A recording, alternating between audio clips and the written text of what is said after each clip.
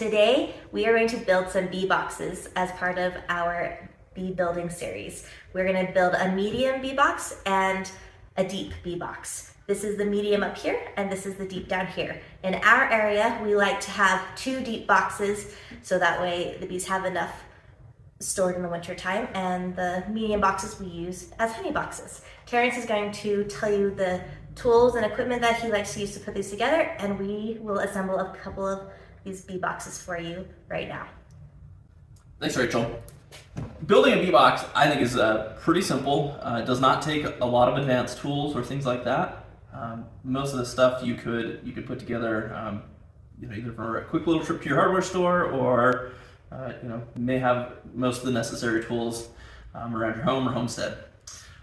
First off, these are unpainted boxes, so I definitely love to add some wood glue. I think that really helps give it a lot of strength. There are different types of wood glue, not talking about brand necessarily, but there are types. Typically, like a type 1 wood glue is more of an indoor wood glue, and a type 2 or 3 is for outdoor. So we're going to use a type 3 wood glue here today, because these are going to be exposed to rain and snow and all those outdoor elements. You can use screws or nails. I like to use just 2-inch wood screws. That seems to work really well for me. I really like it. You could also use a nail. Some kits come with the nails included. These did not, so I just grabbed the 2-inch screws. I'm going to use a drill to put it in. Probably a little bit of muscle, but you could definitely, most of these woods are pretty soft enough. You could probably get it in with just a screwdriver if you wanted. I find that a hammer, I prefer some sort of either a rubber mallet or a dead blow mallet. Really helps, I think, just to kind of help move things together. You don't want to use a ton of force if it's not going in together. You may, want to pull a little bit of sandpaper or something just to work it together. And then the last tool that I find incredibly helpful for building lots of things with the beehives is a roofing square. It gives you that nice 90-degree angle that you can work against, because we do want things to be squared up so it fits together nicely. And I like the size. I can use these on frames, I can use these on the bee boxes. It's a pretty cool tool. Some people, you may have like a bigger square. If you have one of these, totally will work fine. It's just a little bit more work to move it around. If you don't have a square like this at home and you don't want to go buy one, think of just anything that's got a nice 90-degree angle that you can use. That will help you. A book might work, right? Things like that, right? To really put this together, make sure it's square. So, with that, let's build a box. Okay, so let's grab this. Each of the bee boxes takes 4 parts. The front ends or back sides, however you want to look at it, are a little bit narrower. They're longer on the sides. A couple things you want to always watch for. If your kit has handles, you want those all facing up the same direction. I've heard stories of beekeepers who put things together the wrong way, and it's just not ideal. One other thing, these boxes have nice dovetail joints, so you'll see that they're kind of have that little bit of an hourglass angle, I guess, if you want to think of it like that. So they will only go together one direction, which makes that even simpler. You'll know how it has to go. The other thing I like about this is you only have to put screws or nails into one end, and the holes were already pre-drilled on this. If your kit does not have pre-drilled holes, I do recommend grab a drill bit, pre-drill those holes. You don't want to be splitting out your bee boxes. Now, real quick, I like to always kind of dry fit everything and just make sure that it's going to go together before I start gluing and screwing or nailing things together. So I grab, this is a side, this is a front or back. I'm going to just look at this. I'm going to just kind of try to slide it together. Just using a little bit of hand pressure here. It's going together nicely. I'm not going to shove it all the way in yet, because we're going to stop and we're going to add some wood glue. So I'm just going to gently work that out. I'm going to grab our wood glue here. I like to add just a little bit of glue to the sides, bottom, side. Just make sure you don't need a ton. It's going to kind of move itself around as it goes. Again, you don't want glue running everywhere. Just a little bit, enough that it's going to make good contact and help secure your box. So we've got that glue in there. We're now going to come in here with our side piece. Again, it's like great how to use your rubber mallet. You can use a regular hammer. If it's just binding and it's not going together, don't force it. You don't want to break it and things like that. So as you can see, there's not a lot of glue running down. I did have just a couple little spots I cleaned up there. So that's pretty much that. We're just going to set that piece there. Let's go next. Make sure we get the thing set right. Just going to dry fit that. Looks like it's going in great. Turn this around. We'll add some glue. And enough to make it strong, but not that it's running everywhere. Take this one. Knot it up. A couple little taps. I'm not squaring this up just yet. We will do that after. Double check. Get the right side's going up. Handles up. Handles all up together. Look at that. Look at that.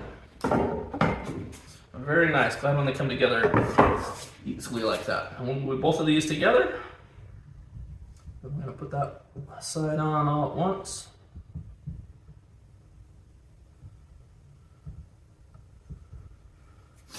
Move up here on the other side.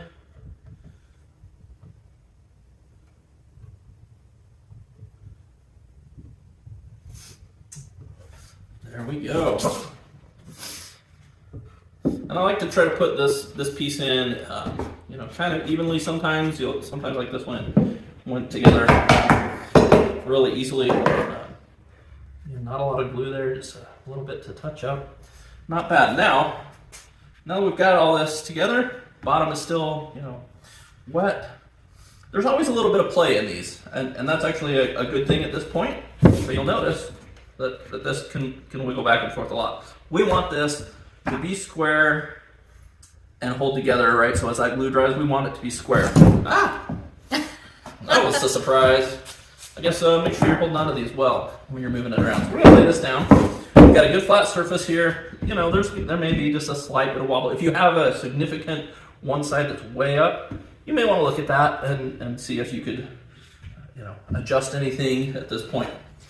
Again, I'm gonna use my roofing square here. I like it because I can come in here just inside and hold it while I'm looking to screw it. I'm actually gonna turn this 90 degrees. I'll show you what it looks like, but I'm gonna screw it into this way. So we're gonna just wiggle this here just to where that corner is square. Hold that for me. I'm gonna grab just a couple of my screws. And while holding that square, it's always nice to have an extra set of hands. We'll just put these screws in. You don't want to strip anything out. And again, this was pre-drilled, which was really nice. And again, if you don't want to screw it or that, you can definitely nail it. Again, the point here is just to hold it while that glue dries. Because really the glue is your strength. So Rachel's got that nice and square. Might be a little loud, but. We'll link all these tools and supplies down below also for you. So that way you can buy your own if you want.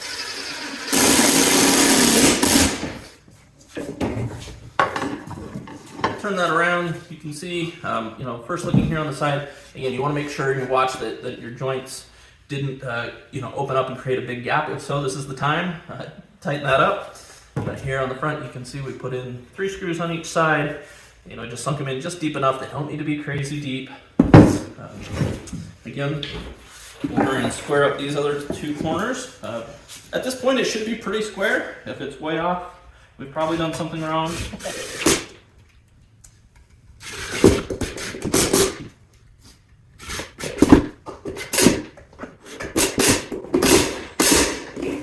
I'm going into a knot there, which is why I love my impact drill. Yeah, we can tell inside here it's a knot. So Yeah, this is where it's going in. Putting a screw right into that knot. So hopefully this corner came out. Looks like it did. Came out really nice and square.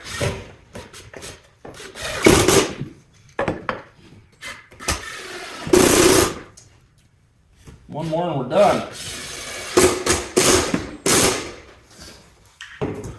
And look at that. Now, going back to my test earlier, I can't hardly move this, right? So Just those screws obviously are holding it very strong. It's now very square, very good. The glue is going to try and just give it a lot more added strength. After which, we'll probably prime it and then paint it, get it ready for the bees. So that's how you put together a bee box to form a beehive. Thank you so much for joining us in this video today. We really appreciate it. If you liked it, don't forget to give it a like down below and subscribe to our channel so that way you can see all of our upcoming future videos, especially the ones in this series about building beehives. Thanks again, you guys. Bye.